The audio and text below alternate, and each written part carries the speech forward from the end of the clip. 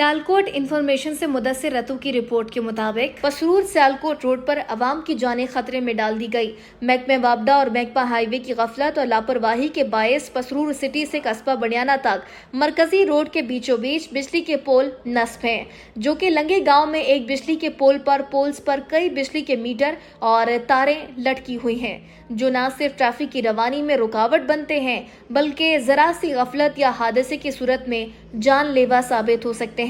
शहरियों का कहना है कि आए रोज इन पोल से ट्रैफिक हादसात हो रहे हैं, जबकि बड़े हादसात के खदशात हर वक्त मंडला रहे हैं। बारिश और हवा के दौरान इन पोल्स के इर्द गिर्द गुजरना मजीद खतरनाक हो जाता है, क्योंकि करंट लगने के इम्कानात बढ़ जाते हैं। अवामी हलकों ने बताया कि इस मसले के बारे में बारहा वापडा और हाईवे हुकाम को आगाह किया गया, लेकिन ताहाल किसी ने संजीदगी से नोटिस नहीं लिया। शहरियों ने आला हुकाम, डिप्टी कमिश्नर सियालकोट और महकमा हाईवे सियालकोट से अपील की है कि वो फौरी तौर पर इस मामले का नोटिस लें और इन पोल्स को रोड के दरमियान से हटाकर महफूज मकामात पर मुंतकिल किया जाए, ताकि किसी बड़े सानिया से कबल आवाम को रिलीफ मिल सके।